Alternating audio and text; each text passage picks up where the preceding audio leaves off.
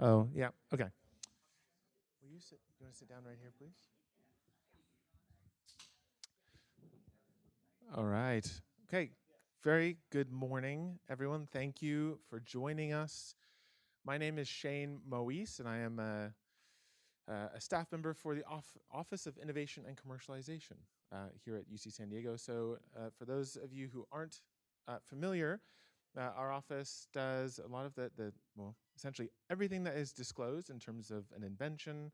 Our office sees that. We help you to patent and then hopefully license that technology out to the world. So if it's a product, a method, some new technology that's going to make someone's life better in some way, we are your partners to help do that. I work with a colleague, Christiana. Come and share about what. Well, sitting next to him, our apprentice right here. Everyone welcome him. He's been amazing today. Hi, I'm Christiana Russell. As Shane said, I'm one of his colleagues. We are on the 4th floor in the beautiful design and innovation building.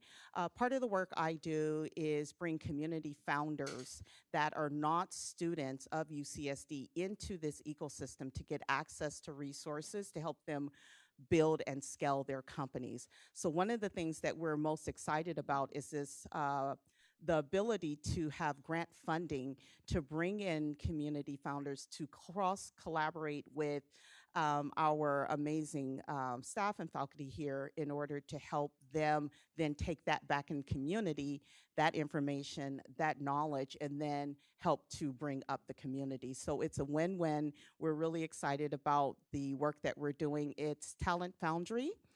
So you can find us online at talentfoundry.edu, ucsd.edu. And then also there's another program, because we recognize funding is a huge issue for a lot of startups, which any of you all in here know anything about that, you know the challenges around it. So we also received a grant that is funding programming to help educate founders on funding opportunity, dilutive and non-dilutive, and it's called the Venture Catalyst Program. And both of these programs are 3 years that I mentioned, Talent Foundry as well as the Venture Catalyst Program. And to learn more about it as well, Shane has it up on the screen, but all of this information, if you just simply Google UCSD Talent Foundry or UCSD founders or startup, even if you can't remember the programs that I'm mentioning, you will find us. And we would love to hear from you all and potentially collaborate or even have you all participate with us. Thank you so much again for being here today, and I will hand you back to Shane. Wonderful, thank you. So next, and to kick things off with our co-host, Julio, I'll bring you up to speak about Home Lab before introducing our special guests. All right, thank you. Thank you, Shane. Thank you, Christiana. Amazing innovation miracle workers here at UCSD. Let's give it up for them real quick. All right, everybody, we have an amazing morning for you. We've got some of the sharpest leaders from the NIH leaving the frosty DC to join us in sunny San Diego. And move over, Oprah. We just went through a list of not only our favorite things, but our favorite resources here for startups. Christiana and Shane come from the OIC and run a number of programs that are helping our innovators in science and technology, both on campus as well as the rest of the community. So we're very proud of that. Home Lab is a part of that. We actually run VCP, the Venture Catalyst Program, Track 2, and we've had some great impact. We've had now over 52 companies, and we've helped them raise and exit over $1.5 billion over the last 5 years. We have had 82% of our startups raise capital, but the number we're most proud of is 55% of these startups are ran by diverse founders. So it's a big thing for us. It's a big thing for me personally. As an entrepreneur, I had my network of help. Many of them looked like me, but most of them didn't. And so it takes a village, as we say. And so it's really been amazing to leave the entrepreneurship side of things and go on the other side of the table now as we run the accelerator and act as an investor trying to help these companies build a venture scale and get some of these amazing technologies into our medicine cabinets. So today, I don't know if we have a slide here, Shane, if we can move to some of our folks joining us today. So we have Stephanie Davis coming from the NIH Small Business Program, as well as the National, I remember this, Heart, Lung, and Blood Institute. Yes, nailed it. And so she's down here to talk about some of the resources that they're doing and leading off. Little spoiler alert, there's some AI technology they've been spinning out, so we look forward to talking a little bit more about that. Following Stephanie, we will also have Jane Lowe. She's from the National Cancer Institute, sharing about their program, some of the resources that they provide entrepreneurs at the earliest stages. We also have Jason Conage-Pough.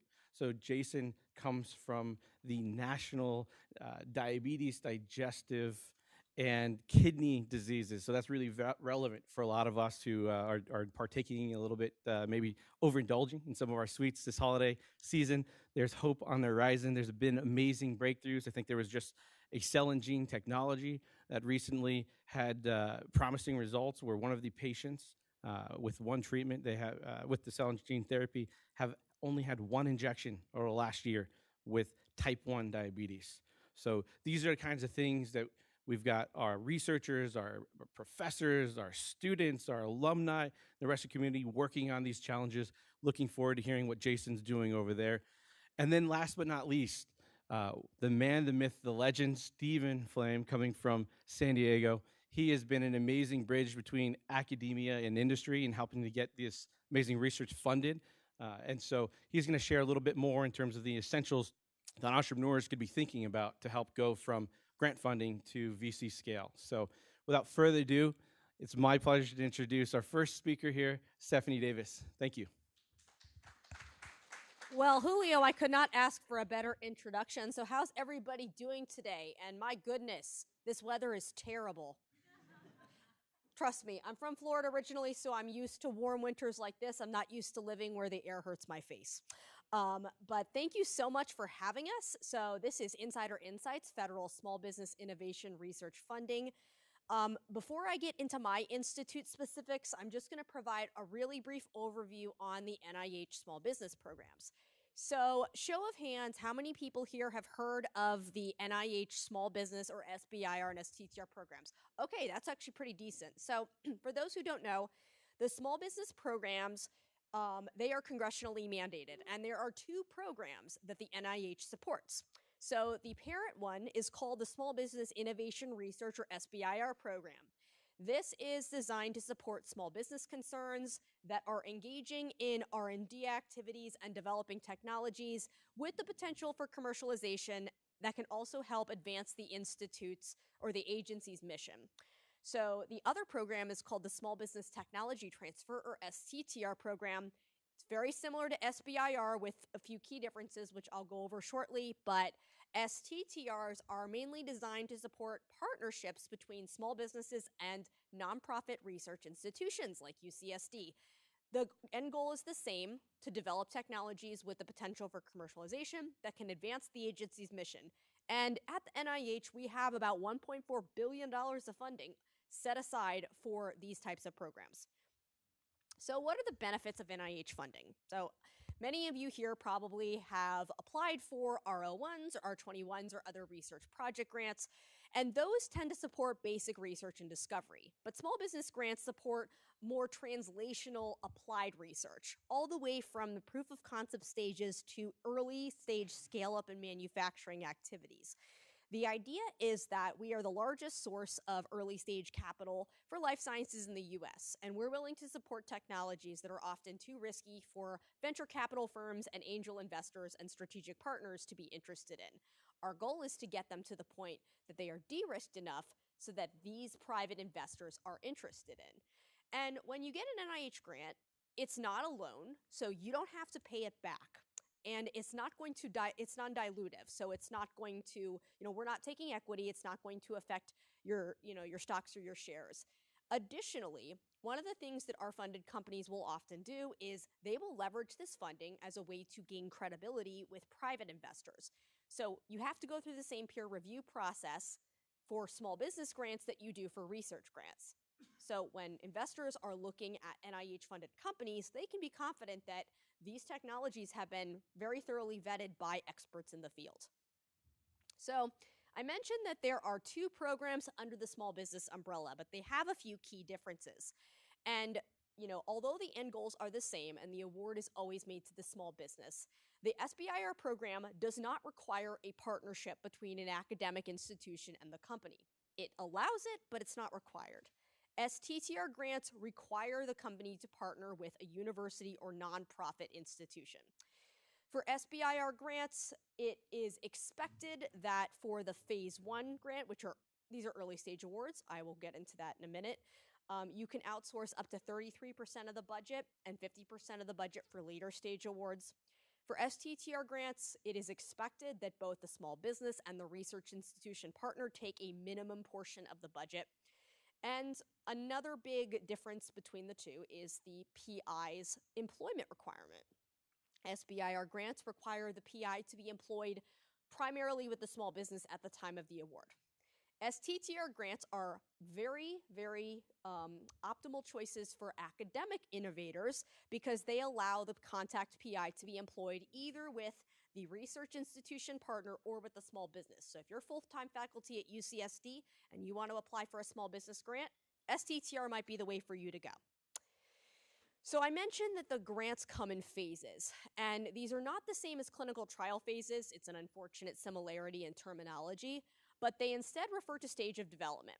So phase 1 grants at the NIH refer to grants that support early stage proof of concept or feasibility work. These are usually around $314,000 over 1 to 2 years, but different institutes have separate budget limits for certain topics. The second phase is called phase 2. This supports more extensive R&D activities. Usually I like to say that if phase 1 demonstrates feasibility, phase 2 demonstrates efficacy, either preclinical or clinical. These are larger grants, a little bit over $2 million from 1 to 3 years.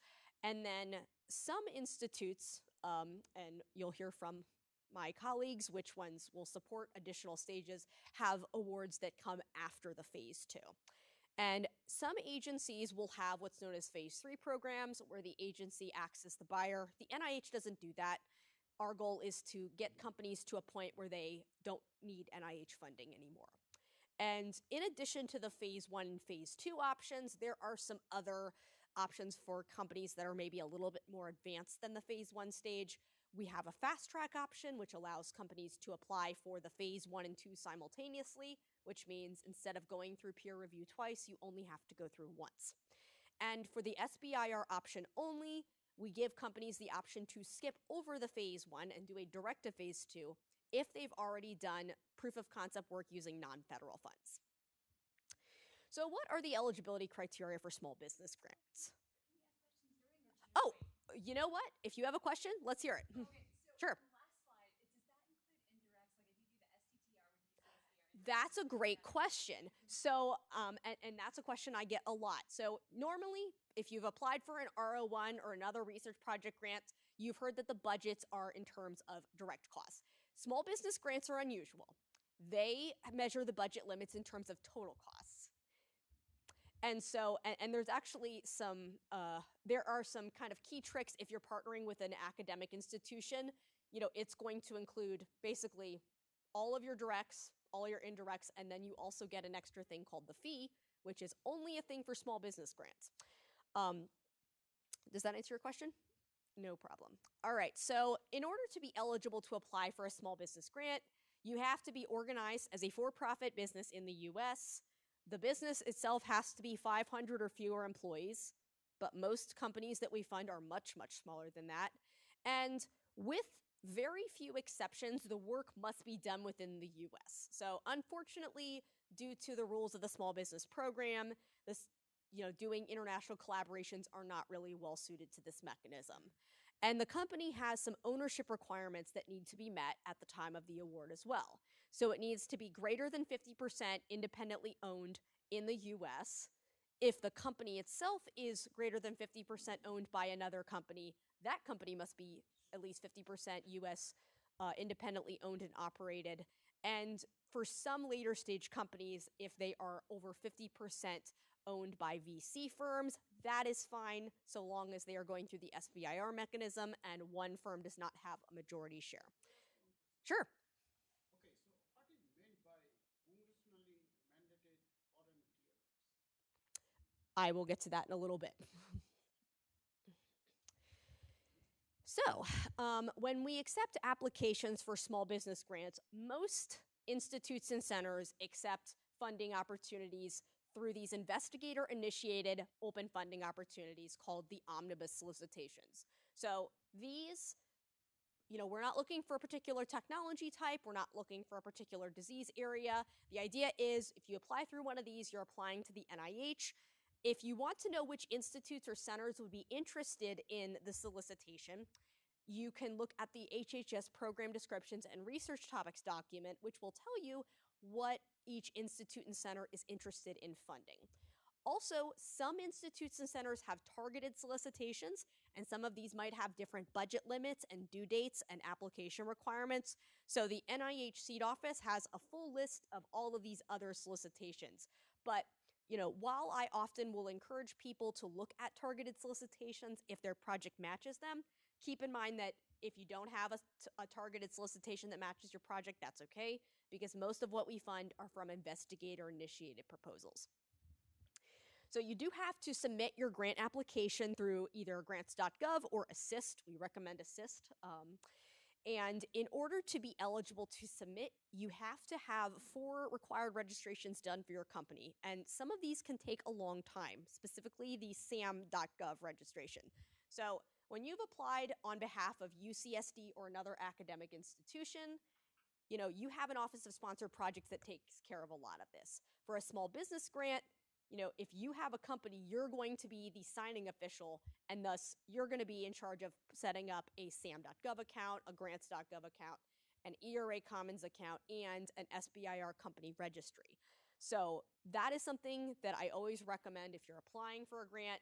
Get started on that at least 6 to 8 weeks in advance, just so you are not held up with your submission. And the NIH Seed Office, which is our main small business office at the NIH, has a lot of great resources. The How to Apply page is great. It's got the application instruction manual, annotated form sets, some real sample applications that actually were funded by the NIH, and also additional state resources through the SBA and other organizations that can help you with your project. So the application and review process is very similar between grant mechanisms. So if you've dealt with the review process for an R01 grant, it's going to be really similar for small business grants. So you'll submit your grant electronically. It will get assigned to an institute or center and a study section. We do have special study sections for small business grants. These tend to have more people with private sector or business experience compared to the standing study sections that review R01s. So your grant will get reviewed, and you'll get the results of those grant the results of the review in your summary statement about 2 to 3 months after you initially submit. So if your grant gets a good score, it's going to go to the institute or center's advisory council round, where it can get approved for funding. And then if your application is tentatively selected for funding, you will get contacted during the just-in-time process.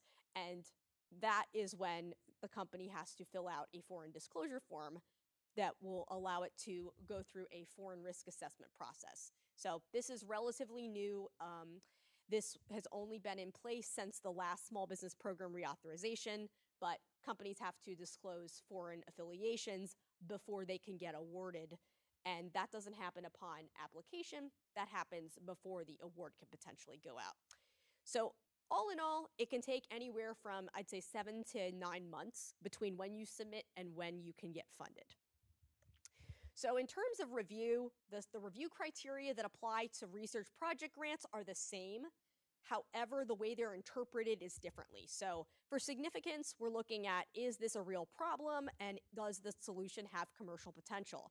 For the investigator, it's really more about the investigator, not just the contact PI, but the whole team involved with the project. And especially for later stage, like phase 2 and onward. The reviewers are going to be making sure that the project has a balanced management team of both scientific and business expertise. For innovation, is this a completely new solution, or is there some sort of competitive advantage over either other similar technologies in this space or the standard of care? For the approach, that's pretty straightforward. The reviewers are looking at, is this design appropriate for the mechanism? Is it feasible? Is this going to help, are the activities proposed going to help achieve the aims being proposed? And for environment, if the company doesn't have the resources in-house, does the company have access to the resources, equipment, and personnel through a university partner or other third-party vendors? So, like with other grant mechanisms, each application gets 3 lead reviewers, and they score each of these review criteria. About 50% of each of applications are not discussed at a given time, but even if your application is not discussed by the entire study section, you'll still get comments back. And so, those criteria are scored. There are additional review criteria that can often factor into the overall impact score. So these can be phase-specific considerations. So for phase 2 grants, we're going to be looking at, does the company have a good business plan to go with its research strategy? For applications involving things like human subjects, we are looking for, are there adequate protections in place for these human subjects? And does the company have a plan to recruit women, minority individuals, and children for their clinical studies if applicable? Are there adequate protections in place for vertebrate animals if there are vertebrate animals in the study? And also, is there a plan to appropriately handle biohazards? And then there are other review considerations that don't factor into the impact score, but they will be indicated on the application. So for example, one of the most common things that reviewers will comment on is the budget and period of support requested appropriate for the project? So those don't affect the impact score, but they will be communicated via the summary statement. So here are some common application problems that we see for small business applications. So in many cases, we see companies that don't really adequately convey the significance of their innovation. So maybe the problem is not very convincing, or they don't do a good job of convincing the reviewers that this is something that has commercial potential.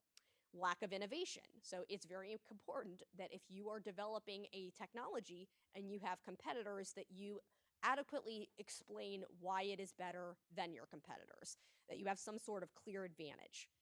If you don't have the expertise on your team, that is something I see dinged a lot in peer review. So if you don't have the expertise, you could always bring in a collaborator or an advisor who can help fill those gaps.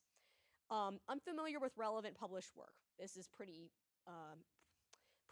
straightforward for all grant mechanisms. If you don't know the area, the reviewers will go after that. I often will see the approach get scored more critically than other sections. So if there is an inadequately defined test of feasibility, if the research plan is unfocused or vague, or it is not specific to the goals of the project, unquestionable reasoning, failure to consider pitfalls, and also one of the biggest ones I see is an unrealistically large amount of work.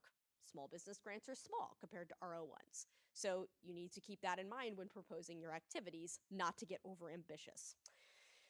So in terms of tips, the biggest thing is you really need to focus on not just you as the contact PI, but your whole team. Do you have a team that reflects the expertise and experience needed to adequately cover all bases for the project? Talk to people about your innovation. So how many people here have heard of the I-Core program? Okay, seeing some hands. So I-Core is really great because it can teach you about how to adjust your business plan based on customer feedback.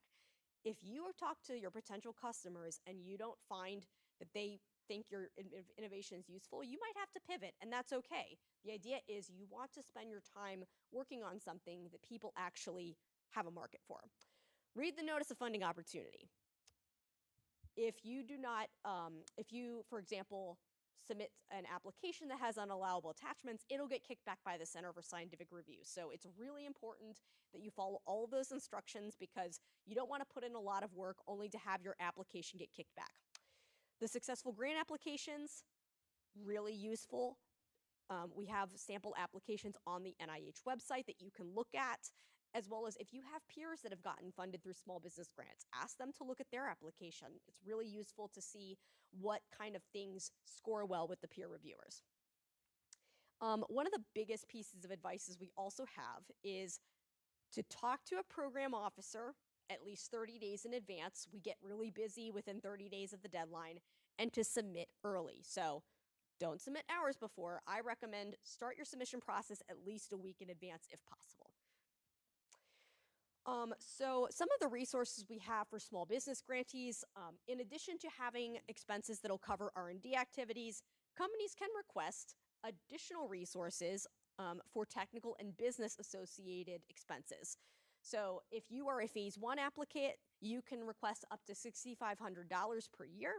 And if you're a phase 2 applicant, you can request up to $50,000 a year to cover these activities. And these can include things such as market research, IP protections, sales assistance, regulatory planning, manufacturing planning. You can request these either in your application or you can request them post-award through an administrative supplement. The NIH Seed Office, in addition to providing guidance on the small business program, they also have opportunities to send companies to different investor showcase events. So here are some of the showcase events that the Seed Office has supported companies at, and they have a lot of in-house regulatory and business development consultants. And you'll actually see in the second row, second from the left, is our very own Dr. Steve Flaim. So we have in-house experts that can help companies with their product development needs, and you can essentially schedule consults with them on demand.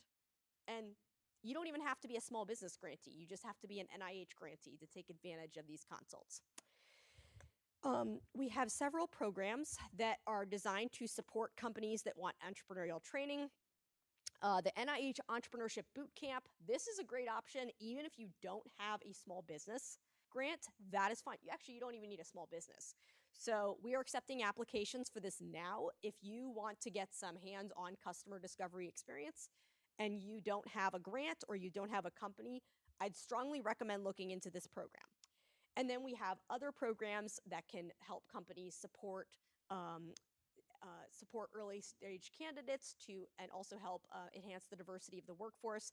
So we have a special diversity supplement program specifically for small business grantees, and other programs such as the Concept to Clinic Commercializing Innovation, which provides entrepreneurial training for medical device innovators, and the I-Core at NIH program, which was started by NCI, but is now overseen by the Seed Office, that helps phase 1 companies refine their business plan via customer discovery.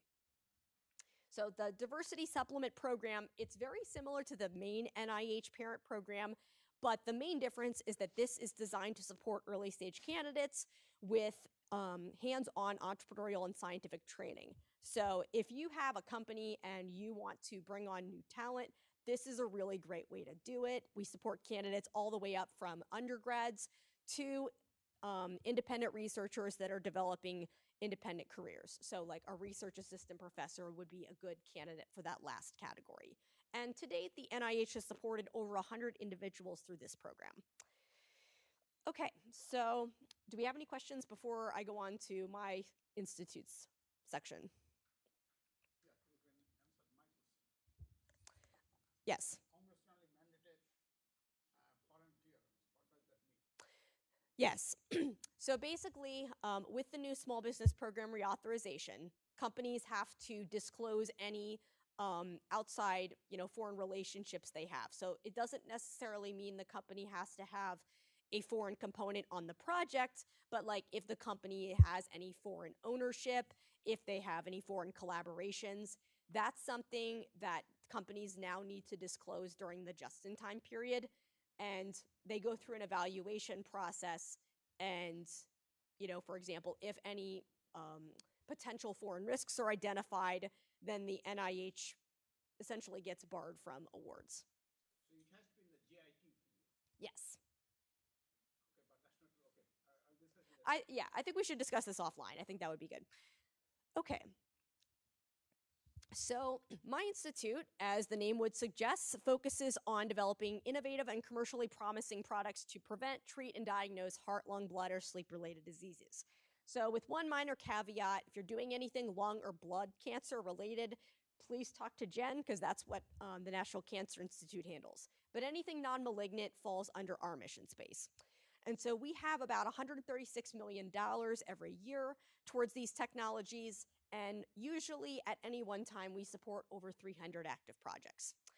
So we support a lot of different diseases in our mission space. This is by no means an exhaustive list, but here are just some of the examples of conditions that we are interested in. So if in doubt, if you're not sure whether your project falls within our mission space, feel free to reach out and we can clarify that for you. So in our office, which is called the Innovation and Commercialization Office, we not only provide grant support, but we provide support at every stage of product development. So if you are an applicant, we provide pre-application consults to help answer your questions, to make sure your submission goes properly. We have application assistance programs. We have one in particular called ITEP, which can help new applicants with their submission if they're inexperienced to the NIH process. We have outreach and education efforts to help educate people about the small business program and how to submit a competitive application. And then at our institute, we support both phase 1, phase 2, and phase 2B and CRP applications. So basically, every stage of development, we're providing monetary support. We also have other translational programs, which I'm going to touch on later in my presentation. And when you're an awardee, you have access to a lot of different resources to help you with your project. So in addition to entrepreneurial education efforts, we have our in-house entrepreneurs in residence. So the SEED office has their EIRs. We actually have our own team, including Steve, and they have expertise in areas like IP, regulatory affairs, reimbursement, clinical trials, health economics, and fundraising. It's about $314,000, but that, huh? 314, yes. Say that again? 314. Yeah, 314, yeah. So we also offer administrative supplements to support the diversity supplement program, which I mentioned earlier. We support companies to, in their customer discovery efforts through ICOR. And we also offer additional, excuse me.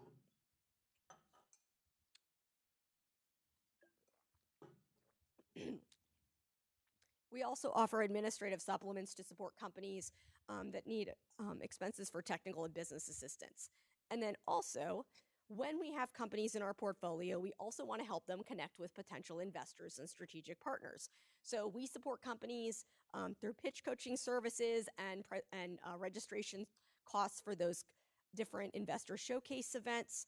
And most recently, we have launched a partnering platform, SBIRpartnering.org, which we are encouraging our grantees to join this platform to help connect with potential investors and service providers and strategic partners. So we just launched this about 3 weeks ago, and we're really excited and hope that it will help our companies really connect with all of the other parties they need to get their products to market. So we have several targeted notices of funding opportunity that the NHLBI participates in, and some of them are listed here. So although most of our applications are funded through the omnibus, you know, if you have something that falls under a targeted opportunity, we also recommend looking through that. So most notably, I wanted to point out, we have phase 2B RFAs.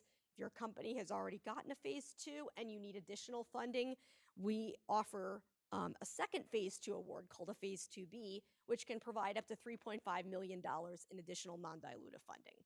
The CRP program also supports current and recent phase 2 awardees in late-stage R&D and commercialization related expenses.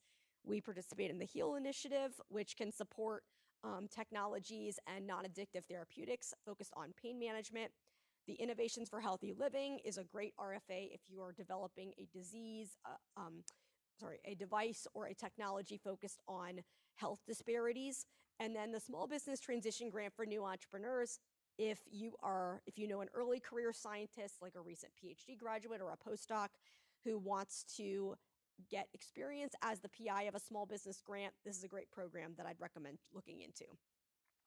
And then we have other notices of special interest. These are not funding opportunities per se, but they are linked to the omnibus, and they are used to flag applications in areas of high scientific priority. So even if you're applying through the omnibus, if you have an application that falls under one of these areas, we recommend referencing that NOC because, like I said, it's a good way to flag your application in one of these priority areas. So the bridge and small market phase 2B RFAs, these are designed to provide support to companies that have already gotten phase 2 awards that need additional money to meet their regulatory milestones and connect with investors and strategic partners. The bridge program is designed to support companies all throughout our mission space, while the small market is specific for companies that are addressing rare diseases or pediatric indications. So these provide up to $3.5 million over 3 years. We have a matching fund expectation. Bridge applicants, we expect them to bring in an equal amount of matching funds to what they request. For small market applicants, we expect them to bring in at least 1/3 of what they request. So we try to give out about 5 bridge awards and 2 small market awards every year. And there are special receipt dates since this is a targeted solicitation that only NHLBI has. So for us, the next due date for these is going to be February 25th, 2025.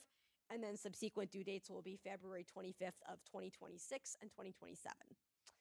So the ITEP program that I mentioned is designed to help companies that are new to the small business program successfully submit an application. So we have 2 tracks. We have a more advanced track and an earlier stage track. So we participate in this program along with the National Institute for Allergy and Infectious Disease. So if you've never gotten a small business award before and you think that you could take advantage of this program, please come see me. I'll make sure that you get updated when the new ITEP cohort is accepting applications. And then finally, I have one more program I wanted to mention. In addition to supporting small business, my office also oversees a program called Catalyze, which is not small business. It is open to academic innovators that don't have a company, but it supports early stage technology development efforts. So here are some of the activities supported by both the product definition RFAs and the Catalyze preclinical services. So we have targeted RFAs that focus on early stage therapeutic development, device and diagnostic development, as well as enabling technologies and transformative platforms for heart, lung, blood, and sleep research. So the next application due date is February 11th of 2025, and we have a total of 5 RFAs. So if you don't have a company yet and you want to apply on behalf of UCSD, this is a really great program to look into. So basically you will apply under the RFA that fits your technology type and stage of development. If you're having a one-on-one meeting with me later and you have questions about Catalyze, I will be happy to answer some of those. And last but not least, if you want to connect with us, feel free to email us at our main inbox, visit our website. We also recommend signing up for our newsletter if you want to stay up to date on all things related to the Innovation and Commercialization Office. And with that, I'm going to turn the microphone over to Dr. Jian Lo, actually to Julio. Thank you for your time. All right. Let's give Stephanie a round of applause. Thank you so much. Wow.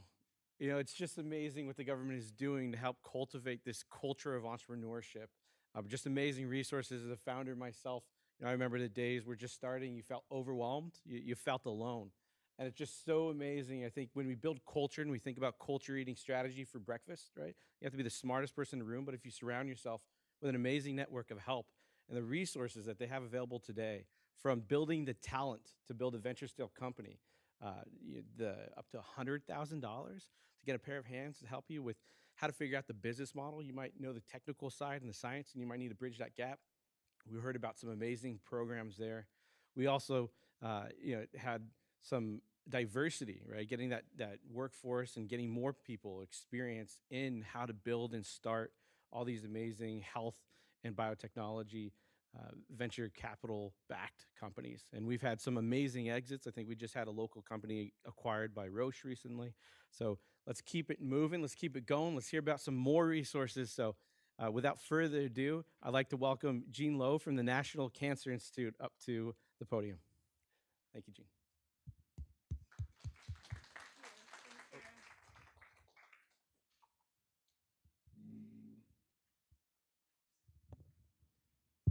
Well, thank you, Stephanie, for such an excellent presentation, and thank all the event organizers. So I'm here to talk about the SBIR STTR program of National Cancer Institute. As you may know, the NCI is one of the oldest institutes and with the largest budget within NIH. Its mission is to actually lead and conduct and support cancer research across the nation. So our SBIR STTR programs are its vehicle to bring innovative ideas from lab to market to meet this mission. So I'm going to use the next 10-ish minutes to tell you what we do and how can we support you. So as in other, the SBIR program, as in other institutes within NIH, we develop funding opportunities and provide application, commercialization, trainings, and support. In addition to that, each of our program directors also manage a portfolio. That way, so based on our scientific expertise, and that way we know our awards better, and we can provide both technical and commercialization advice. Oh, can you, sorry, can you hear better now? Okay. So we can provide a better,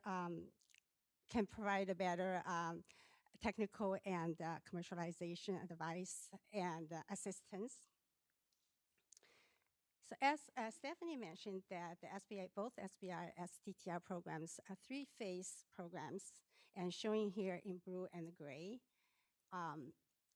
In NCI, and we also implemented two mechanisms and to seal the gaps between these phases. The first one is called Concept Award, which is for high risk, high reward projects in pediatric cancer and the rare cancer space. Because through practice, we noticed that the bar for phase one gets higher and higher. Preliminary data a lot of time are required. However, small business not always be able to raise funds to generate preliminary data, especially for projects in high risk area. So one of the specific features we implemented for Concept Award is that preliminary data do not help you to get better score. So if you have an out-of-box innovation and you don't have preliminary data, Concept Award is the best solicitation for you to apply. The second add-on we had is a Bridge Award, which is for projects requiring regulatory approval and or needed to go through other hurdles to reach commercialization. Now, other institutes also have Bridge Award, but pay attention because each of the Bridge Award all have its own uniqueness. So at NCI, where our Bridge Award application is open to all the federal funded phase 2 awardees as long as your project is cancer related. And we provides up to $4.5 million over a period for 2 to 3 years. And one unique requirements is that we require at least one-to-one matching from a third-party private source. So from this now you can see we have you have more entry point to SBIR program at NCI. So the take-home message is that you needed to choose the best phase that matches the development stage of your project that will increase the chance of your success. And this slide is a snapshot of our current funding opportunities. Like other institutes within NIH, the majority of our fund also go through Omnibus to support investigator-initiated R&D. However, each year, we also spend about 15 to 30% of our budget to support targeted solicitations for grants and contracts. I'm not going to go through all of them because they are listed on our website.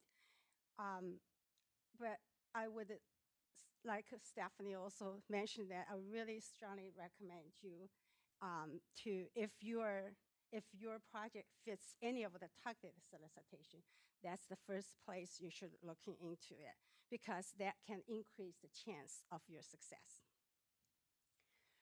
Targeted solicitation are not only for unmet clinic and R&D needs. It can also be used to stimulate any career development, such as the one labeled as a STAR, Small Business Transition Grant, that aiming at support early stage scientists who wanted to transition out of academic to entrepreneur, to industry, become an entrepreneur.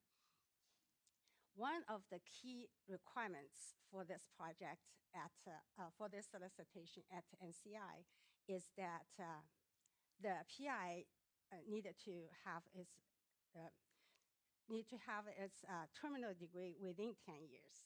So if you meet this criteria and you are also looking for opportunities to switch out of academic and to industry, become an entrepreneur, and this solicitation is designed for you. And if you need more details, you can look on our website. And this slide is just a snapshot of all the projects that we fund in fiscal year 2023. With a budget of $203 million, we funded about 450 projects. And the technical location of those projects are not determined by us. So this slide is just a representation of whatever we fund. And about 40% is in therapeutics, represent in the first two blocks, and followed by digital health, imaging devices, and in vitro diagnostics, and so on. So the takeaway is that if you have an innovation in the cancer area, most likely you can find it fits into one of the blocks. That means you can apply. In addition to fundings, we also develop a lot of supporting mechanisms, resources in the area of business development, learning, and mentoring. However, most of those are for NIH, NCI awardees. And I wanted to know any of you are have already had NCI, SBIR, STTR awards? Doesn't look like. So, so I'm not going to go through those ones, only for the awardees. And the two labeled with the stars are open to public. And I think you may want to make use of it. And the first one is called PLAN, which is peer-to-peer learning and a network webinar series, and around the key topics of commercialization. Each topic will be covered by 2 sessions. The first session is a recorded presentation given by panelists. So you can actually view at your own convenience on our website. And the second session is actually a real-time panel session. So you can bring, if you have any questions, you can bring those questions to the second session to ask the panelists. And Another program with a star is one of the program that we recently launched that is called STEP. It is a 16-week entrepreneur training plus phase 1 preparation program with post-submission support. All the U.S. small businesses without any prior NIH, SBIR, STTR awards can all apply. So if you have a project cancer-related, because we're NCI, if you have a project is cancer-related and you think it's a great project, but you haven't had the luck to get NCI support, and don't miss out our next opening of the next cohort, which probably is around the beginning of next year, February-ish. Yes.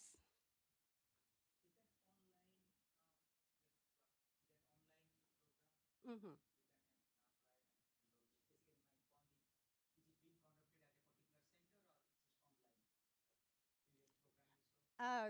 The plan? Yeah, it is. Just go to our website. It's there. Yeah, you can listen to it. And everyone can join. Yeah.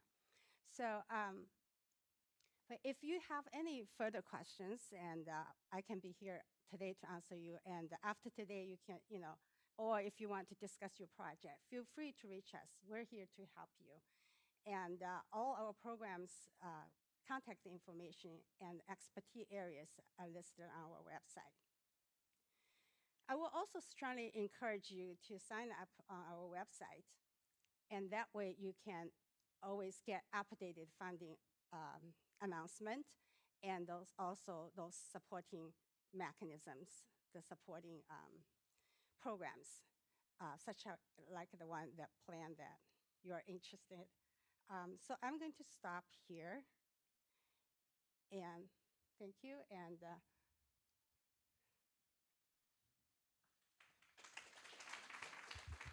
All right. Thank you so much. Jane Lowe had an amazing amount of resources she shared about NCI. I want to highlight, so she mentioned the NCI plan and STEP program. Talk about the STEP program real quick. First phase there, stage 1, focuses on customer discovery. And I think that's such an important area. I can't tell you how many entrepreneurs come up to us and they think that the investors or that the big pharma company they want to be acquired by is their customer. And I think that's one of the points of failure is they don't realize, there's actually a customer involved. There's someone who has a pain, and sometimes it's literally you're developing that painkiller. And so doing the customer discovery calls allows you to really figure out who is your customer, right? Who are you building this thing for? Of course, you will interview academic key opinion leaders and other folks from industry. But it's that, that patient, right? The patient advocacy group. Those are the folks that are going to give you the insights that funders want to understand.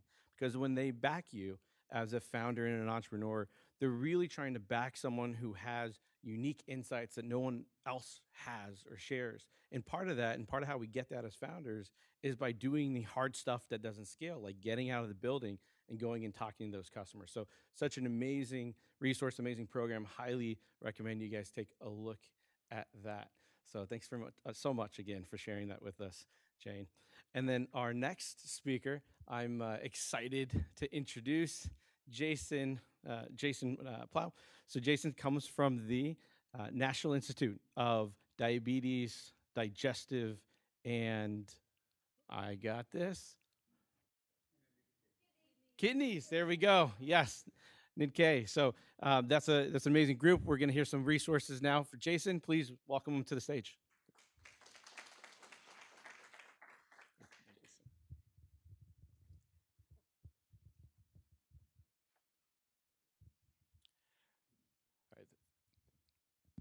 Thank you. All right, thank you for that introduction, and thank you all for being here this morning. I'm Jason Conage-Pough, and I'm a AAAS Science and Technology Policy Fellow, currently serving as a Program Director within NIDDK's Kidney Urologic and Hematologic Diseases Division with a focus on a portfolio of drug development. Now, our Institute Director, Dr. Griffin Rogers, he often likes to start off talks to capture the breadth of research efforts within NIDDK by showing this word map. And I'm sure you can all appreciate the disparate organ systems, fields of study, disease systems that are listed here. But one of the things that unifies all of these different angles is what he likes to call the 4 C's. We focus on diseases that underline these organs that are chronic, common, consequential, and costly. And what our small business programs aim is to help accelerate the development of these discoveries from bench to bedside. And just to give an overview, NIDDK is comprised of basically 3 extramural divisions that support largely investigator-initiated grant applications. So we have DEM, or our Division of Diabetes, Endocrinology, and Metabolic Diseases, which largely focuses on, as you would imagine, diabetes and other metabolic disorders. DDN, the Division of Digestive Diseases and Nutrition, which focuses on obesity and broadly on ailments that affect the digestive tract. And lastly, KUH, the Kidney, Urologic, and Hematologic Diseases Division, which focuses on clinical, basic, and translational research that look at the kidney, urinary tract, and also blood cells and blood forming tissues, with an emphasis on physiology, pathology, and how these factors are affected by different disease. I also wanted to sort of provide a quick snapshot of, this is not an exhaustive list, but some of the topics that have been of interest in past to small business concerns within NIDDK. So within DEM, certainly sensors, hormone replacement, and other technologies to improve diabetes, diabetic wound healing and diabetic nephropathy, immune modulation, other technologies that focus on prediction, screening, diagnosis, and monitoring, and other tools that are listed here. For DDN, there's been an emphasis, recently on projects that are improving diagnostic, creating bioartificial organs, and also developing more minimally or non-invasive approaches for improving diagnoses. And within KUH, again, we have a fairly broad portfolio, but we have historically looked at projects that, improve dialysis and vascular access, improve cellular therapies.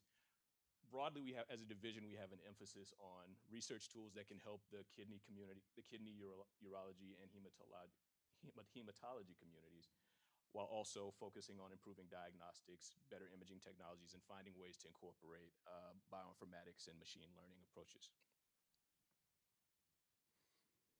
And shown here is, as my colleagues have shown, is just a snapshot of what projects within our portfolio look like within the most recently completed fiscal year. As you can appreciate, there have been several projects that have been focused on the development of drugs or other biologics, as well as substantial projects on diagnosis and devices. But I want to take this point to reiterate that, again, this isn't a reflection of NIDDK's priorities or list of favored areas of research or expertise. We appreciate and certainly accept applications from any of these areas and encourage, again, and support investigator-initiated projects. So the next few slides are going to be what I hope is helpful repetition at this point. We don't have some of the in-house infrastructure that my colleagues have described or some of the targeted NOFOs, but we do subscribe to the omnibus parent funding opportunity, certainly for SBIR and STTR. One quick note I want to point to is for clinical trials, we only support clinical trials through the SBIR mechanism, not through STTR. And I want to again take the opportunity to support the notices of special emphasis that were previously brought up by Stephanie in her comprehensive overview and by Jan. Certainly supporting women's health research initiatives, the transition grant for new entrepreneurs, and the diversity supplement and other efforts to minimize health disparity gaps.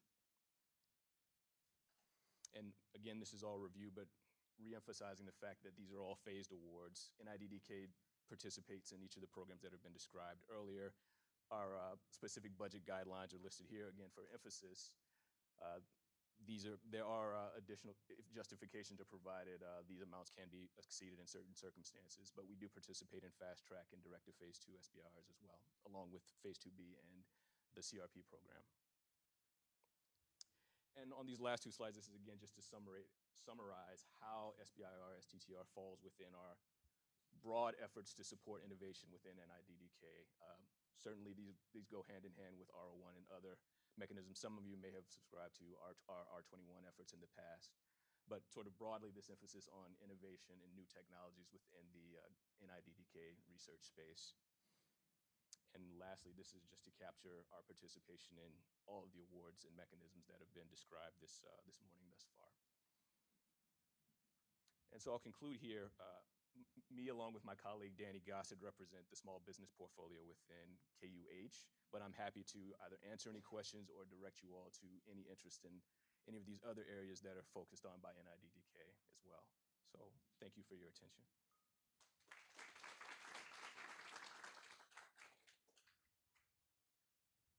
All right. Thank you so much, Jason. The four C's, we'll remember that one. It's so amazing the work that they're funding over there at the NIDDK. So much easier to say. One of the biggest things, I don't know if you guys saw the data out there, but for the first time ever, we've actually reversed how fat we're getting in America.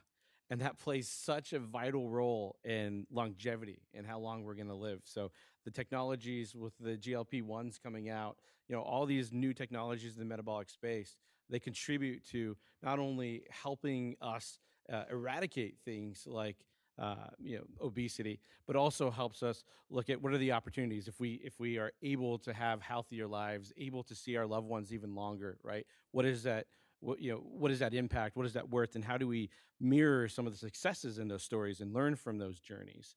And so one of the amazing next speakers here, one of the amazing resources that the federal government provides are access to folks who understand both sides. And so there's actually investor in residence. And so I'm excited to welcome up our next speaker, Stephen Flaim, who's going to talk to us about the essentials for raising funded companies. Stephen, welcome. Thank you. Thanks very much. It's really a pleasure to be here today. Let's see if I can move this thing forward. So I'm going to talk about what it takes to get your startup through the investment life cycle. And let me begin with this slide. So when I think about funding, to me, it's really an ecosystem. And I'm going to just start off here. So we're looking at the vertical axis here is cash from revenues. So this is how much your company is earning. Okay, so you start off here. This is basically 0 or below 0, and the heavy line is actually the revenue line. And so you can see that during the first few phases of the company, you're actually spending more than you're bringing in. And then you get to a certain point out here in company maturity where now all of a sudden your product is approved and you're starting to sell product. And so your revenue line starts to go up, and then eventually you cross to become revenue neutral out here. And then eventually, of course, if you're really successful, you're making a lot of money, and you have the opportunity to exit with with hopefully a profit. Across this whole timeline here are different stages. So we start off with the idea stage, innovation stage, prototype, introduction to the market, growth stage, and maturity. And the most important thing here is the funding sources. So at the very beginning, folks who do startup companies, they begin with friends and family money. And this is maybe a couple of $100,000 that's aggregated to help get things started, maybe less than that. I know companies who are led by an entrepreneur who actually took a second mortgage out on their home, or they maxed out a bunch of credit cards, putting their own cash into it and convincing their family members to invest as well. And when you do that, remember that you're going to be sitting across the table from them at Thanksgiving for the next few years. And if you're spending their money and not giving anything back, they're not going to be happy with you. So you got to be careful about that. Once you get through the self-funding stage, you get into this pre-seed stage, which is where you're going to now look for somewhere south of $1 million. This can be done through accelerators like you have here in San Diego. There could be some crowdfunding sources, certainly government sources such as the ones we've heard about today, and then again, more friends and family money. The startup phase is where now you're reaching out to organized angel groups, groups that are able to actually fund significant amounts of money. And I'm going to be spending a lot of time today talking about what startups need to look like in order to be recognized as fundable by these early stage investors. Generally speaking, these are angel investors.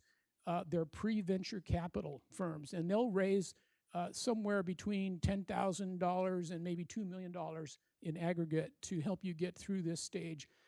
And then the next stage is larger investment, a Series A, for example, that's going to be in the $2 million to $15 million range.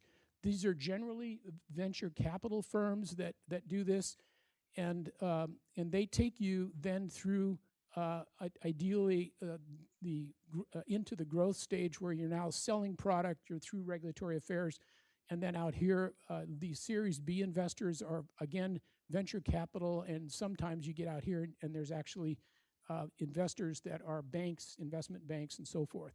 We're not going to spend a lot of time talking about here, but a lot of what I'm going to say about angel investors is also going to be important and also recognized by venture capital investors.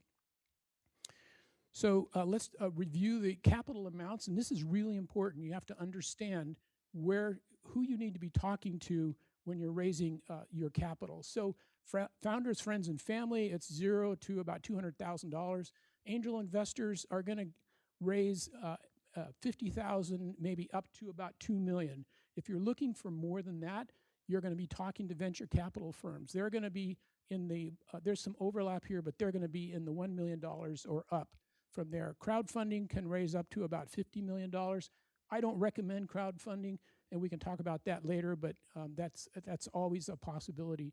And finally, as you get further out, banks are available to do debt financing, and this amount can be quite a range. So I'm going to talk about angels primarily, but let me tell you the difference between angels and venture capital. So angels are high net worth individuals who invest their own capital and usually their experience with the intent to create value and help the local company. The difference between angel investors and venture capital firms are that venture capital investors are investment funds. They're managed professionally with the intent to create greater value than available through other traditional investment forms. So angels invest their own money.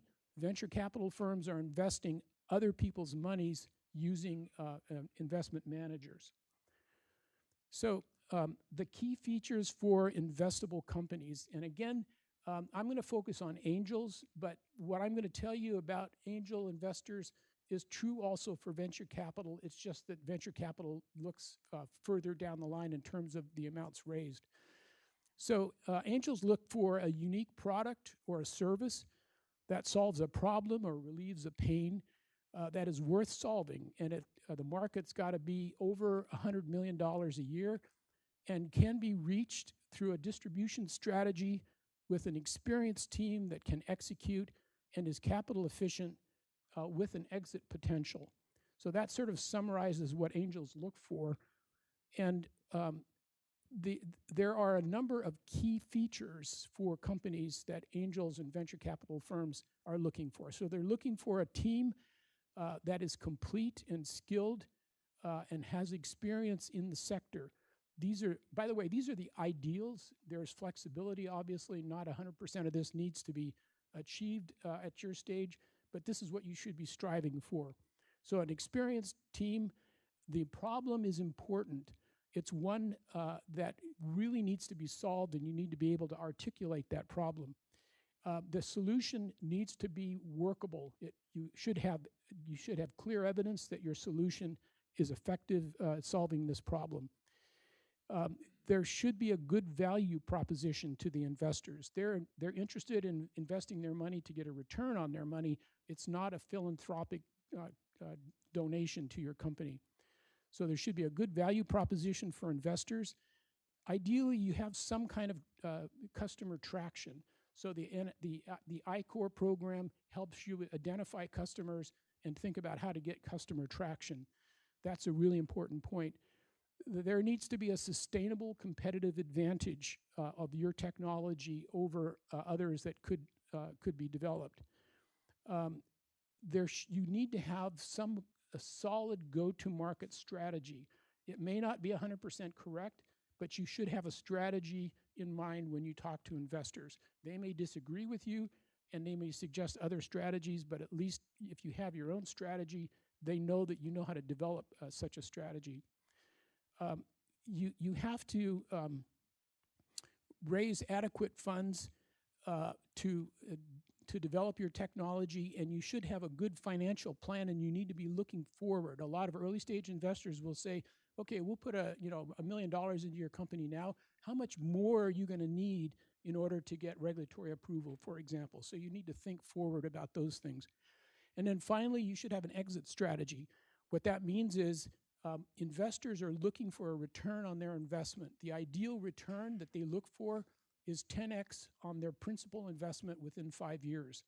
So if you can convince the investors that you're going to deliver 10x in 5 years, they may invest in you. If you can't convince them of that, they're probably not going to invest in you. So now let's look at each one of these things, and I'll go into a little bit of detail. We can answer questions later as we go through these. So we talked about the management team. So ideally, the most important person is the chief executive officer of the company. That person needs to be coachable. This is a very, very important feature of a good CEO. Investors are going to be sitting across the table and participating with this individual for some years to come, and they need to know that they can have good conversations with that person, that they're coachable, and that they won't resist advice. The CEO has to have good integrity. Ideally, they have prior C-level experience, not necessarily CEO experience, but some kind of C-suite, C-level experience in leadership. They need to have experience in the vertical that your technology is in. Ideally, so for example, if you're developing a drug, ideally you've got a CEO that has some experience in developing drugs previously. And then the CEO has to have a team of individuals. It could be 2 or 3 people. Doesn't have to be huge, but there should be a team of individuals bringing key issues to the company that needs to be part of the leadership team. The team needs to be balanced and complete, and ideally they have experience working together. The size of the opportunity is extremely important, so it needs to be scalable. We're talking about $20 million a year in revenues within the first 5 years post-approval. So that's the scale that you need to look for. Venture capital firms look for more than that. They look for over $100 million a year, 5 years post-approval. It should be relatively large niche market, as I indicated, high revenues, minimum competition, ideally, and high gross margins. There needs to be, ideally, you are able to develop some internally generated cash that helps support the company in addition to bringing in private capital investment. And that allows the investors to have to put in less money. So in terms of the product and technology, it needs to be available at the time that you're talking to investors for insert some sort of a prototype fashion or a beta test stage. You need to have that sort of already accomplished. The technology used needs to be unique. What that means is that you have patents or trademarks that have been applied for or issued ideally. There could be trade secrets that are important as well, and that's valuable intellectual property. And there needs to be a program for intellectual property protection already underway. You need to be able to talk about your plans for your IP portfolio. And then lastly here, the product needs to be manufacturable. You need to be able to talk about how that's going to happen, and it's in terms of scale-up manufacturing. So you need to be thinking about how you're going to accomplish that. So in terms of intellectual property, going into a little more detail here, again, it's patents, trademarks, and trade secrets. These are all important parts of an intellectual property portfolio. This competitive advantage is absolutely required. So investors want to know that you have ways to prevent competition from coming in and reverse engineering your technology and then competing in your space. I should point out that IP is really not of huge value to startups at the very beginning, simply because if you run across somebody that you're competing with and they're violating your patent, you're not going to have enough money to fight them in courts. Where IP becomes really important is when you go out for an exit strategy, selling your company to a partner and so forth. That's where intellectual property is really valuable and actually quite essential. In terms of marketing and sales, you should have some kind of customer validation already in hand. Again, this is what iCore will do for you. The investors will want to see that customers have been validated and that there is some real need and a pull from the market for your technology. You should have addressed already marketing and branding issues. So a lot of times we see companies and they haven't even applied for trademarks on their product name. So that's not a good thing. So you should have all of those issues sort of lined up and ready to go or already underway. You should identify what your sales channels are going to be. What's your go-to-market strategy? How are you going to get your product out there? And then ideally, you've discussed this project with potential partners. So these could be marketing partners or they could be manufacturing partners. And you already have those conversations. And ideally, you might have some letters of intent or letters of interest that you can share with investors.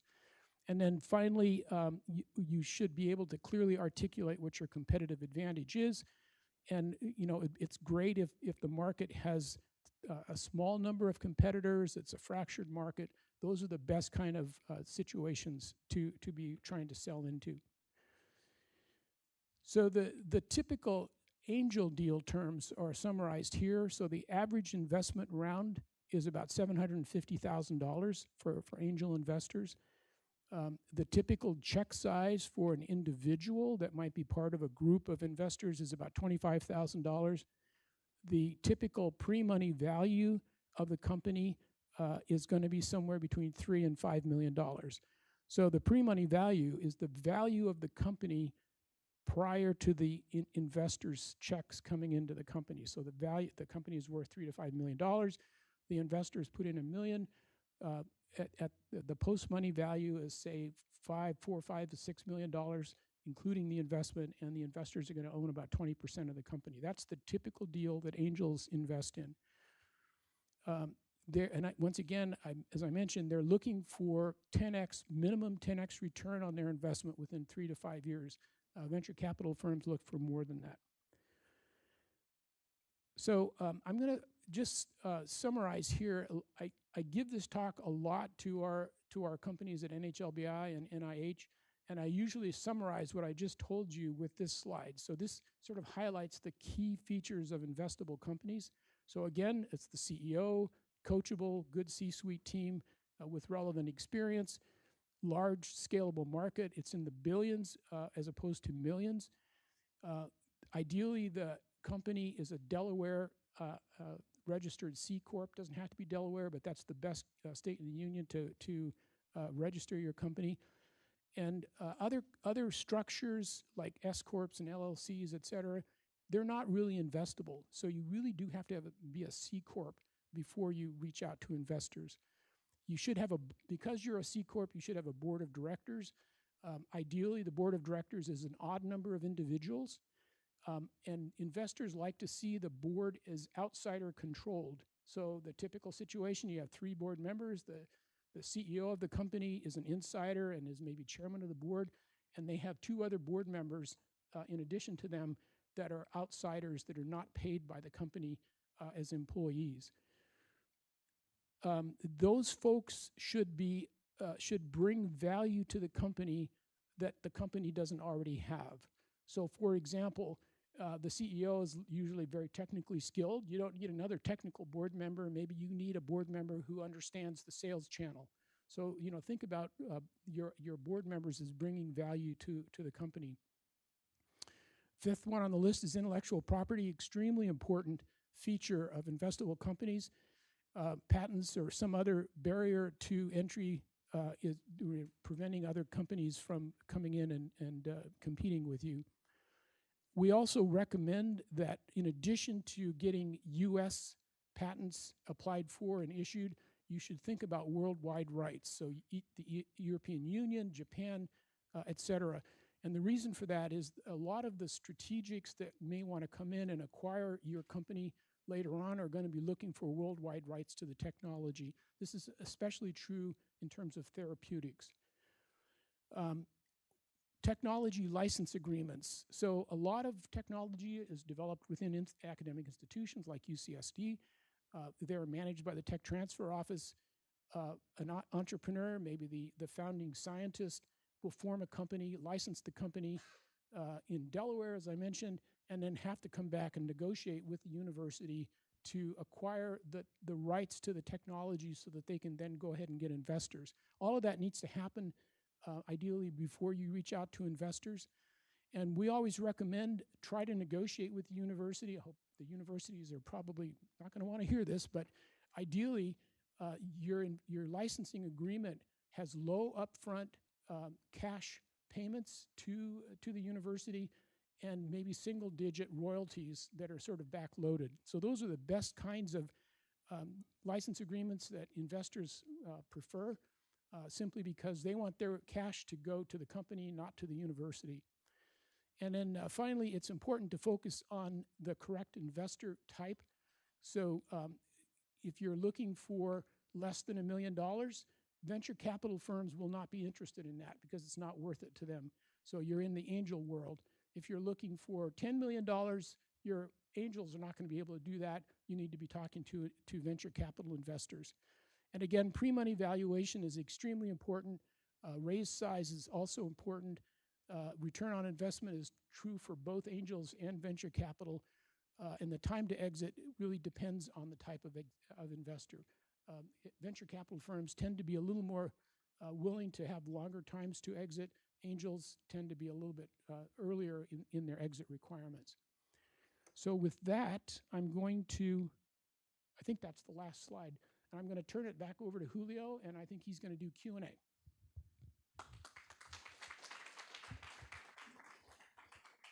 All right, thank you so much, Stephen Flaim. Again, investor in residence with some amazing insights, right? He really talked about this game and how it's played, right? It's about having a big idea in a large market and the team who can win. So I especially like how he highlighted angel investors and really drilled down into that investor archetype and really dissected what are they looking for. Not only are they critical capital resources for us in the early stages, but they're also amazing allies, both in the early days as well as in the later. So when you guys are picking your angel investors and they're picking you, some of the things to think about is what's beyond that capital, right? These are your allies. In biotech, we really need to change the culture to really bet on the jockeys, and it's really the angel investors who are sorting through, figuring out who those leaders are and how coachable they are. So for this portion, I'd like to invite our guest speakers up to the stage and make their way here. We will do for the rest of the hour our Q&A. So I'll kick it off with a few questions, and then I will open it up to our live audience here. And we have strategically placed the microphones throughout here. So if you just speak up, project your voice in the audience when we do call on you, have a seat. Go ahead and just start speaking. We don't need to pass a microphone around.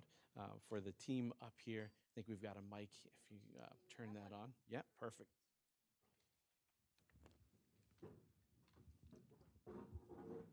All right. This is my favorite portion.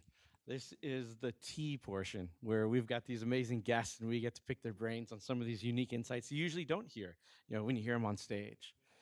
And so thank you again so much for spending time with us and sharing today. So I'd like to just kind of open it up. You guys are seeing lots of technologies through your institutes and your programs. What's the current landscape look like as you think about what you're funding and what's having the most success right now in the going on in getting venture funding or angel investments? I know if we're thinking, a few years ago, COVID was real hot. Now companies that were all in on COVID are kind of pivoting, struggling, finding other applications for things like mRNA vaccines, antibody drug conjugates was really hot. AI, we're hearing a lot of. So I'm curious, if we just go around, what are you guys seeing getting funded? What's that funding landscape look like? Okay, I'll start off. So I mentioned that a lot of us have notices of special interests that are linked to the omnibus funding opportunities. Those are a really great way to see what specific topic areas we're interested in funding. as a whole, because we have, most of our applications are funded through investigator-initiated proposals, we're pretty open. If it falls within our mission space and it scores well, and there's alignment, we're willing to consider it. Another one that I wanted to specifically call out that was actually on one of the slides I shared is we have a notice of special interest that is specifically focused on women's health. So through the White House Women's Health Initiative, the NIH released a blanket NOC that covers a lot of different initiatives, including our small business omnibus funding opportunities. So just a quick note, if you're doing anything that focuses on a disease that either primarily occurs in women, exclusively occurs in women, or differentially affects women, I would strongly recommend applying through that NOC. So I'll make a couple of comments here. I was involved in the COVID-19 diagnostics RADx program, the Rapid Development of Diagnostics, back a few years ago. I can tell you that obviously there was a lot of federal money that went into that program to develop diagnostics, and much of it was very successful.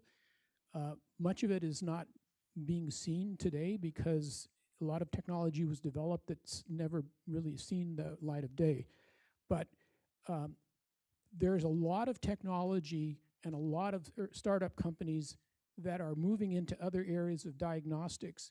Now, I can't say that there's a lot of funding going on there yet, but I believe that that's going to be in the future. There's going to be a lot of new technologies for diseases that we have traditionally not thought of as being affected by diagnostics. So that's one thing.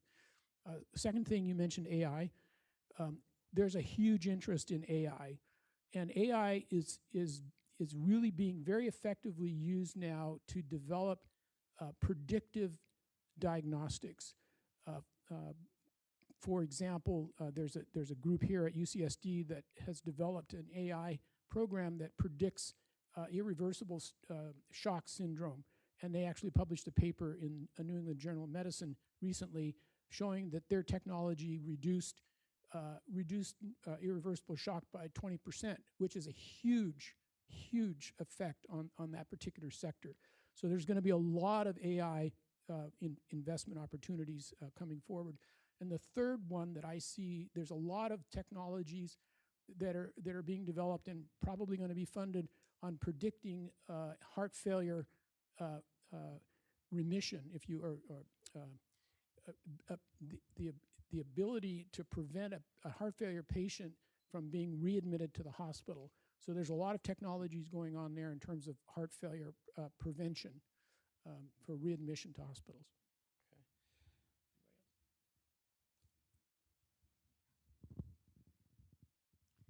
So in the cancer area, and as I shown you that, so if you're talking about funding within NCI, then we're really very open as long as that it is for the unmet need, because in the cancer area we still have a lot of patients are dying every day. So if you're working on those areas, and the other things that you can see is that for therapeutics, most of them are getting a lot of funds for both the NCI and also from the VC part. Diagnostics are relatively difficult. However, early diagnostic is very, very important. And the other thing that you can, if you're talking about NCI funding, then so one of my slides showed those targeted area. That's usually is coming from our gap analysis. All right. Cool. So, I think the audience maybe connects the dots, but for a lot of them, they don't realize that yes, you guys are funding and trying to help these technologies early on, but you also work very closely with the investors, the angels, and the VCs, and oftentimes meet with them, have lunch with them, get an insight into what are they looking for. I'm wondering if you can share with the audience, what are the metrics that they're really looking for to go from a grant-funded project to something that's investable? What kind of benchmarks are you seeing them set today, right? Do you need to be a phase 2 clinical trial before you get that investment, right? And help maybe dispel what those benchmarks are that they're talking to you about. I'll give you, before you answer, an example in the tech world, right? It used to be you had to have just a prototype, and then it became I need revenues. And so in biotechnology and pharmaceutical space, what are those benchmarks you're seeing from them that they want to see before they put those investments that you guys are trying to help them get to? That's a great question, Julio. So I think Steve's presentation did a really, really great job of covering what investors like to see. And keep in mind, your mileage may vary depending upon the investor or the investor group. Some firms are really interested in early stage companies. Some of them want to see companies that are in the clinical stage. So, at the NHLBI, one of the things that we've been doing over the past few months, and we just launched it, as I mentioned, was our SBIR partnering platform.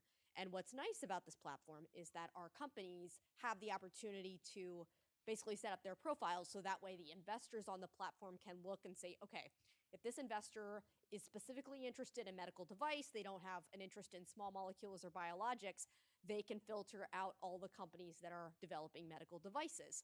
Likewise, if they're only interested in clinical stage technologies, they can also filter that out as well. So when we connect with investors, before we develop the platform, we would typically ask them, like, what's their check size? What stage of development are they interested in? Do they have a disease focused? So for example, like one of our investors that we have contacts with is Broadview Ventures, and they have a huge interest in cardiovascular disease and stroke. So, but other investors are disease agnostic. So for us, it's, we kind of try to determine if there's an alignment, but also, with this development of this new platform, it makes it a lot easier so they can kind of filter out what they want. But the rule of thumb is, I don't think it's ever too early to start thinking about how to make yourself more investable. But our rule of thumb in the small business program is that, when you're a phase 1 company, you should absolutely be thinking about it. But usually in phase 2, that's when I think you should really be going out of your way to try to meet with investors and do whatever you need to do to make your technology more attractive to them. So one way I think about this is milestones. So if you're a company, or even if you're a pre-company, you should be thinking about what the value inflection points are in your milestone progress. So for example, let's talk about therapeutics. One early milestone is in vitro efficacy data, right? So that's a milestone. So if you've got that, that makes your technology less risky, maybe a little bit more investable, and you can raise a little bit of money on that. The next major milestone will be in vivo efficacy. If you've got large animal efficacy in a relevant model, your technology is less risky, and you become the appetite for investors increases. If you file an IND, that's a milestone. That means that you've gone through the entire IND process. You've gone through all the IND enabling studies. Again, you've reduced risks. That's a major milestone that makes it even more interesting to investors. And of course, the major milestone is if you've now have clinical data. And when you have clinical data, you're probably going to be of interest to venture capital firms. Obviously more money, less risk, and so forth. So I think about it in terms of those 4 or 5 major milestone inflection points. Okay, fantastic. Go ahead. Yeah, we've got some more comments here. So the other thing I just wanted to add on a little, and I completely agree with Stephanie and Steve said, it's never too early to go out to raise fund.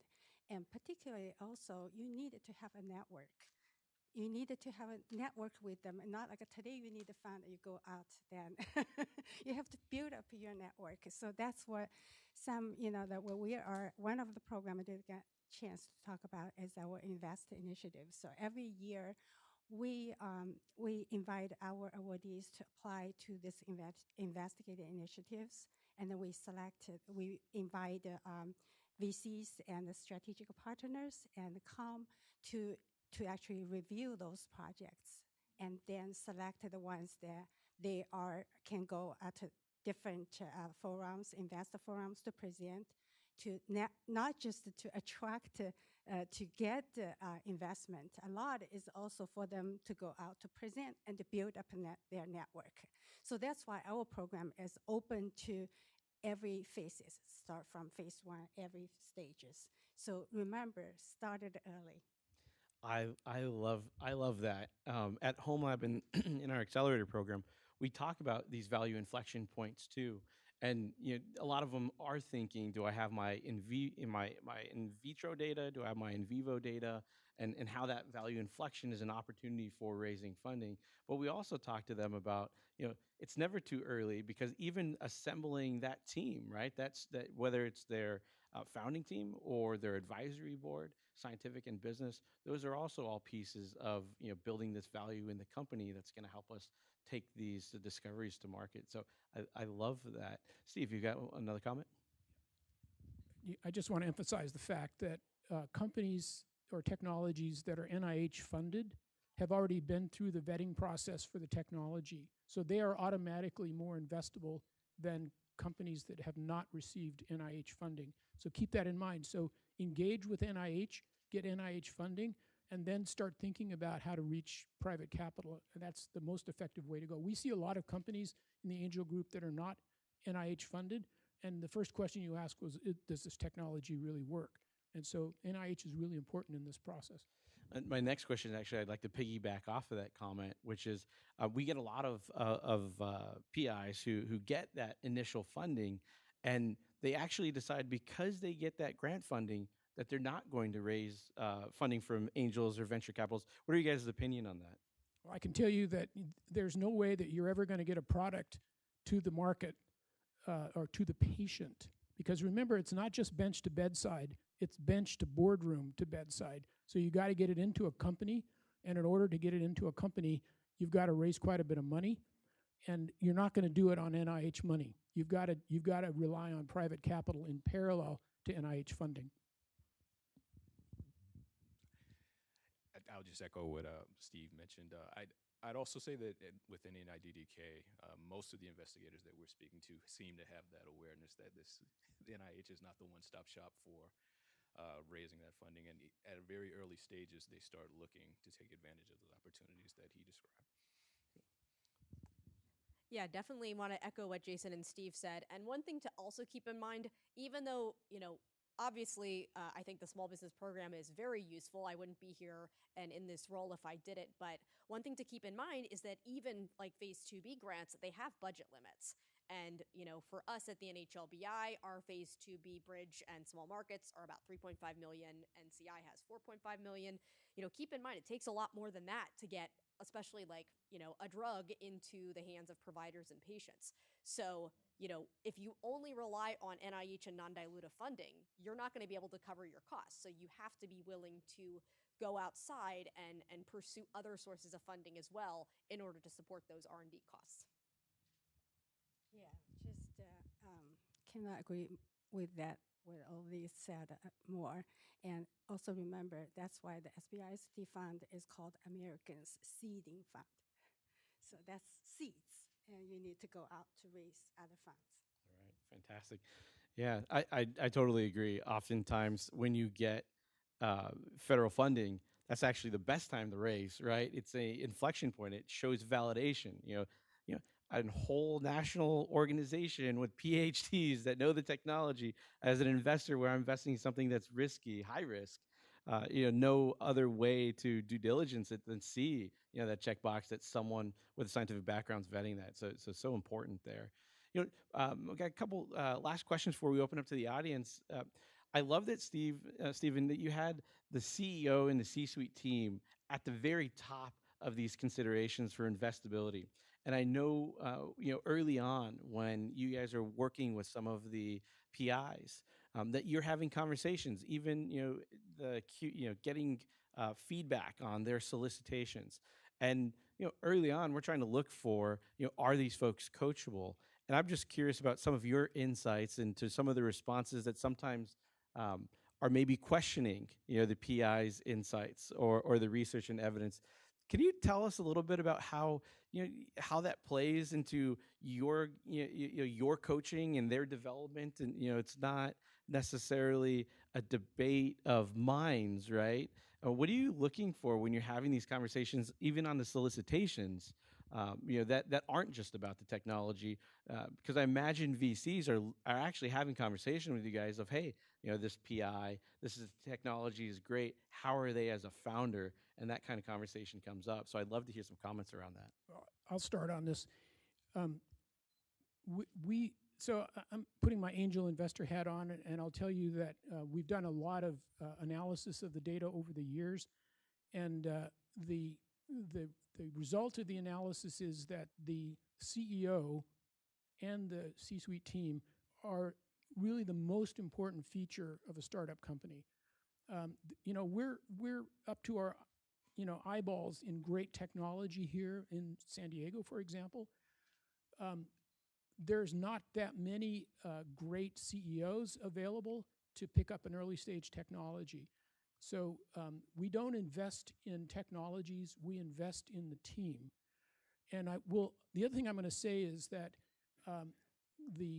a lot of early stage companies are led by the founding scientist.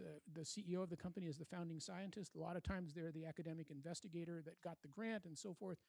That's fine.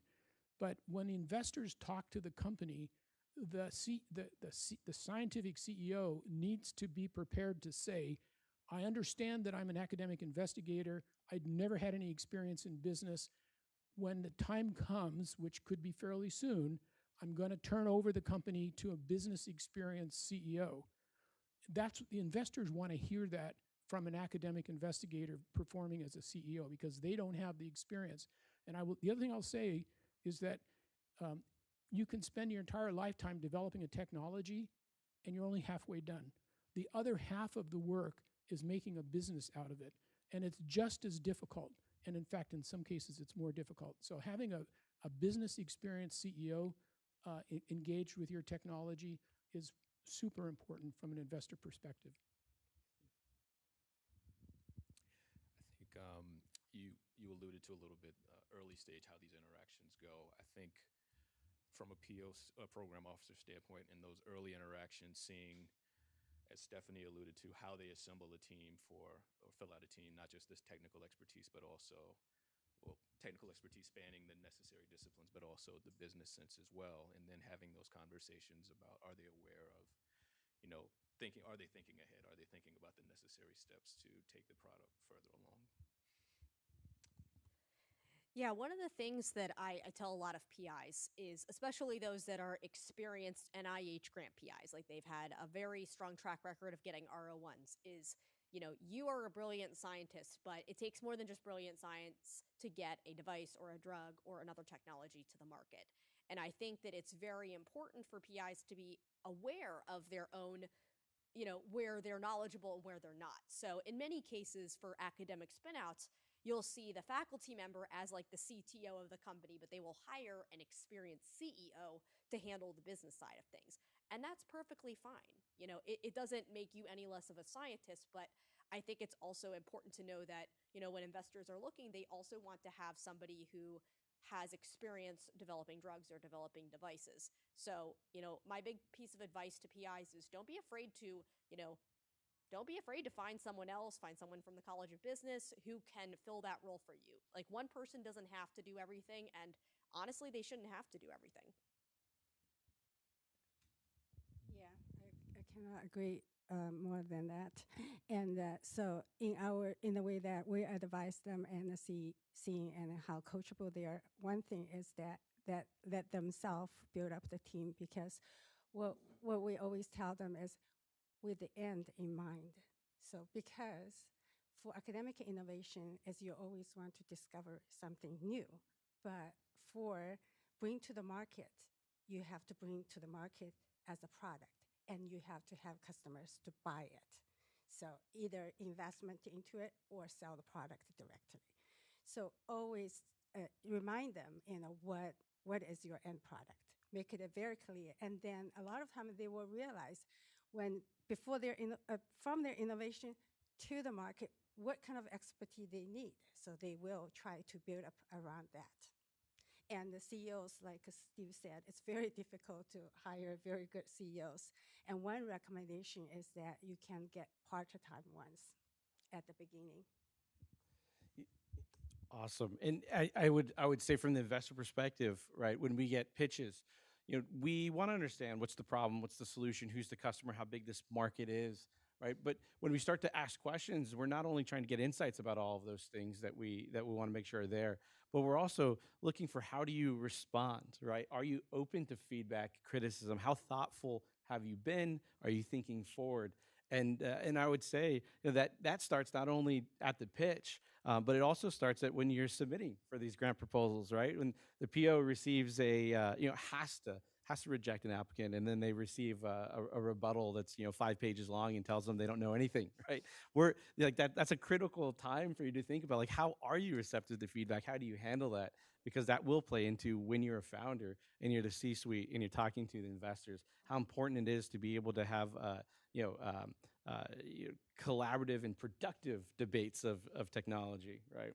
And so putting the ego aside and figuring out how do we fulfill that social obligation, right? Something that we've put so much taxpayer money into, we want to see that make it into the market, into saving lives and extending them. So I'm going to open up to the audience and just real quick, just one more quick round of applause for all of our guest speakers today. Thank you so much.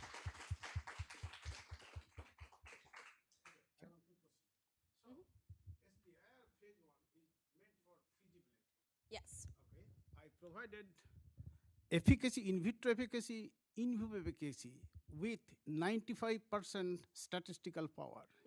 Even then, reviewer asked, oh, so as PKPD, you show metabolic study, so that cost money. Okay, so who will provide that? Because reviewer asking, I expect the program official, when they see the reviewers comment, I think they should tell the reviewers, this is not the place, because your SBIR phase 1 is meant for feasibility.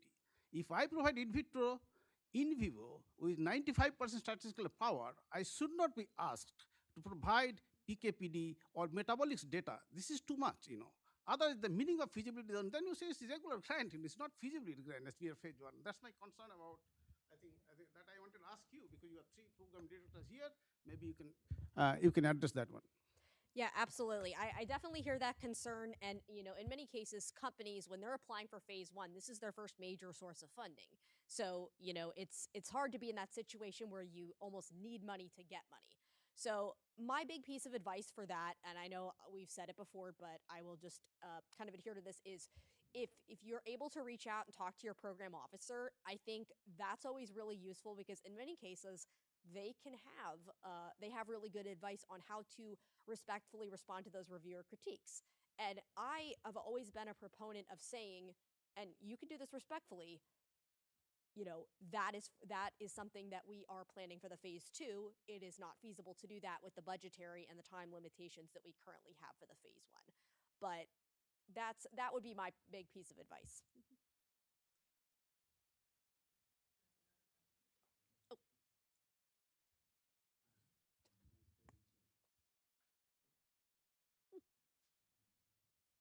I have a question about the we are proof of concept stage company, and we only have the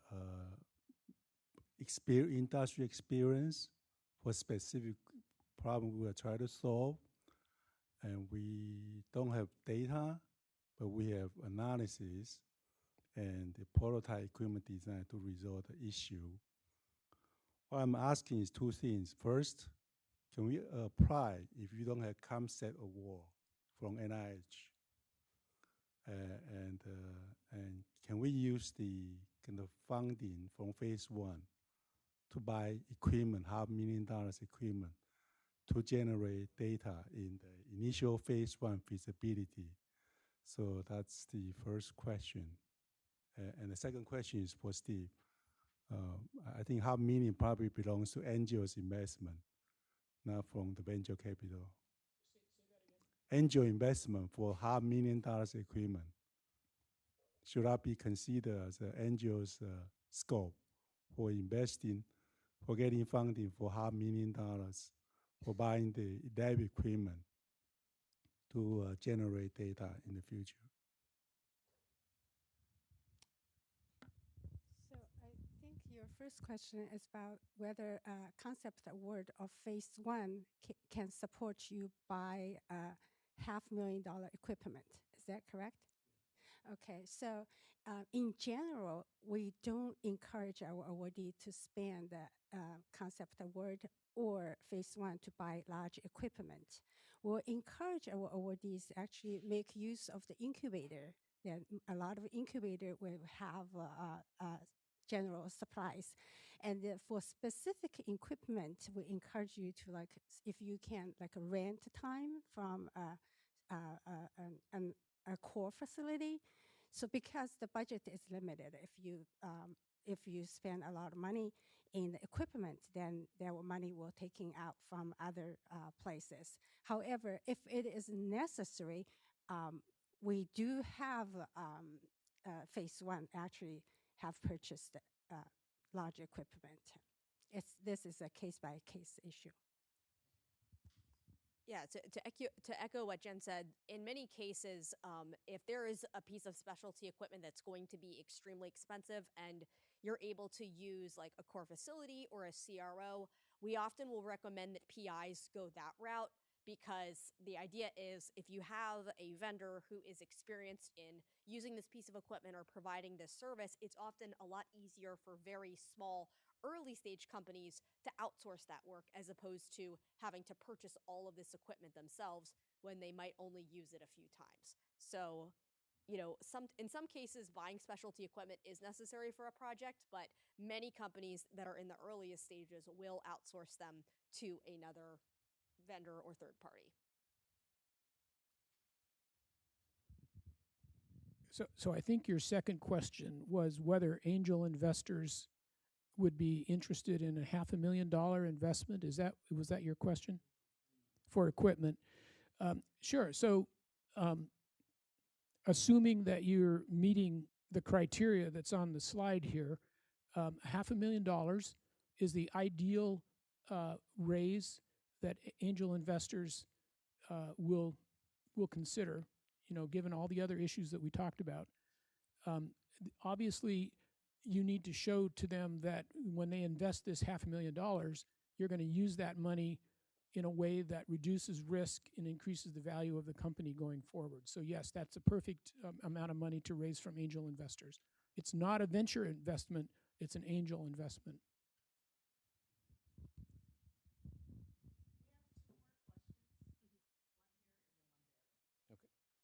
And just so you all know, you have time right after this to have one-on-one with the team up here. So if you have a burning question, as soon as we wrap, you're going to follow me upstairs. Go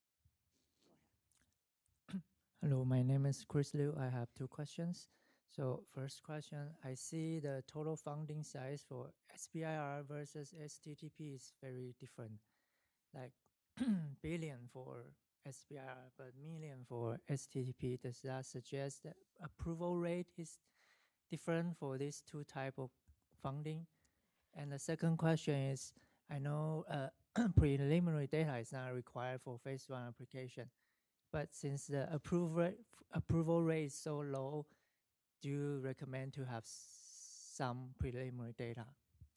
Great question. So the short answer for the SBIR, STTR, it does depend by the institute and center, but I can speak from an NHLBI perspective. Our success rates are actually very similar because while STTR has an overall smaller budget, we have far fewer applications. And, you know, keep in mind that with that PI requirement where you have to be at least 51% employed by the company to be an SBIR PI, it is, in my experience and opinion, it is much easier for faculty members to not have to worry about decreasing their effort at their university and going with an STTR. So, you know, even though the overall budget's smaller, the success rates are actually very equal between the two. And then the other thing about preliminary data. So technically for phase ones, it's not required. I always recommend it in order to be competitive. At least at the NHLBI, our Catalyze program can often be a good vehicle for early stage academic innovators who maybe have fewer preliminary data than an average phase one applicant. So, you know, keep in mind there's also other programs that can be used to generate early preliminary data if you're not confident in applying for a phase one grant. Yeah, for NIDDK, I'll just quickly echo what Stephanie said on both counts. Certainly, it's not required. Preliminary data is not required, but in this competitive landscape, we encourage people to try to put the most competitive application forward that they can. And then the first question was the for NIDDK, the success rate. Similarly, we tell our applicants that although the pool is smaller for STTR, there is a functional difference in the success rate for those application types. So I just want to add a little bit. For most of the time, SBIR, STTR, our success rate are also pretty similar. However, because as you said, the pool for STTR money is much smaller. So at NCI, what we observe is that as the success rate for STTR actually fluctuate a lot, really depend on how many application comes in. But SBIR, because have a larger pool, so it's much more stable. So therefore, if you qualify for SBIR, we would recommend you to come in as SBIR because it's more stable. You can relatively predict it, but the other one really fluctuate. And in terms of preliminary data for phase 1, that's exactly why we implemented the concept award, because we noticed the same thing. Because of the competition, that's why most of the time preliminary data are required by the reviewers. By definition, it's not required, but because of a competition, the reviewer always rated the one with very strong preliminary data better.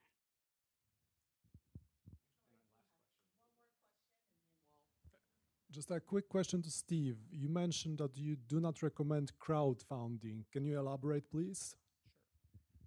Sure. So the main reason that crowdfunding is difficult is that you could end up with 500 people on your cap table. And later investors want to see a clean cap table. So 500 people on your cap table as a startup is really unacceptable to later stage investors. The other problem with crowdfunding is that you're welcoming people of unknown experience into your investor pool. And so you're going to create problems because, there might be a real estate investor or they might be, somebody that has zero experience with investing and they're expecting something that you're not going to be able to provide. So you bring on a lot of investor relation issues to the company, which you might have to hire somebody to deal with your investors under those circumstances. So those are the two main reasons that we don't recommend crowdfunding. Okay, we're going to head into our one-on-ones. Again, I'm Julio De Muno, Executive Director here at Home Lab. It's been an amazing morning today with some of our leaders from federal grant agencies. Let's give it another hand for Stephen, Jason, Stephanie, and Jian.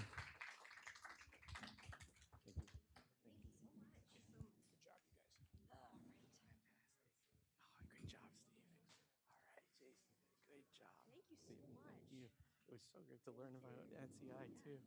All right, so I think they're gonna kind of corral us for the one-on-ones. They've got lunch for you guys too.